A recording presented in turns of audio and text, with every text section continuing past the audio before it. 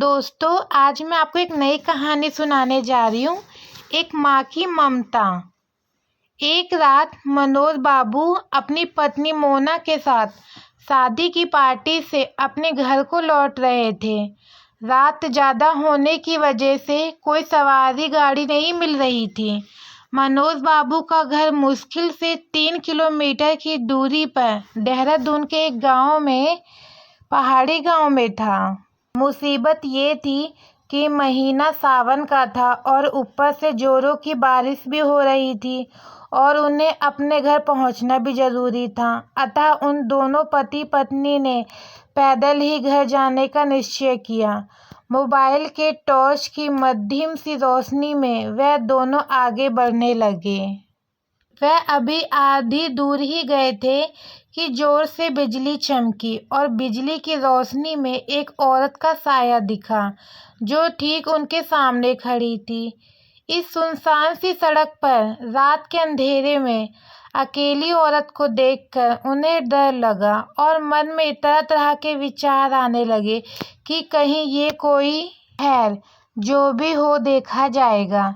ऐसा सोचते हुए उन दोनों ने अपने कदम आगे बढ़ा दिए, लेकिन बिजली अब बार बार लगातार चमकने लगी थी और उस बिजली की चमक में वो औरत दूर से ही साफ साफ दिख रही थी। वो औरत उन्हें रुकने का इशारा कर रही थी। उसे देखकर मनोज बाबू की पत्नी की तो हालत खराब हो रही थी, लेकिन मनोज बाबू को अब लगने लगा कि ये औरत शायद कोई मुसीबत में है। मनोज बाबू जब रुके तो वो औरत उनसे हाथ जोड़ते हुए बोली, भाई साहब प्लीज़ मेरी मदद कीजिए।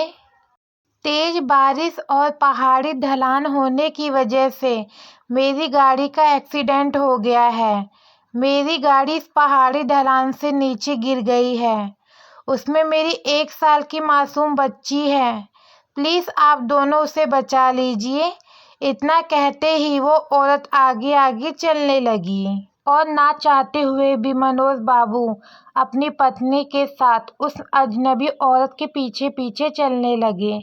लेकिन एक अनजाने भय से उन दोनों का दिल जोर जोर से धड़क भी रहा था। जैसे ही वो दोनों पहाड़ी से नीचे उस गाड़ी के पास गए तो उन्होंने देखा कि गाड़ी में एक प्यारी सी मासूम बच्ची रो रही है। मनोज बाबू ने बच्ची को गाड़ी से निकाला तो पाया कि बच्ची बिल्कुल ठीक है। मनोज बाबू ने उस बच्ची को अपनी पत्नी की गोद में दे दिया।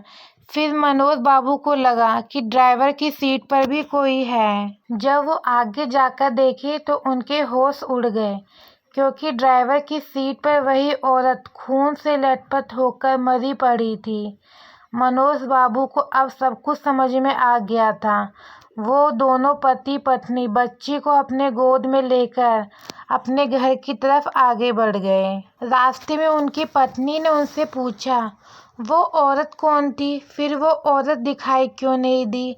कहीं वो कोई? मनोज बाबू बोले, वो एक माँ थी, मरकर भी अपने बच्चों के लिए तड़पती है। जो वही एक माँ थी वो। मनोज बाबू की ये कहानी सुनकर मेरी आंखों से आंसू निकल गए हैं। दोस्तों, अगर कोई मुसीबत में हो तो उसकी ज़रूर सहायता करें। क्या पता हमारी एक छोटी सी कोशिश किसी की ज़िंदगी में बहार ला दे।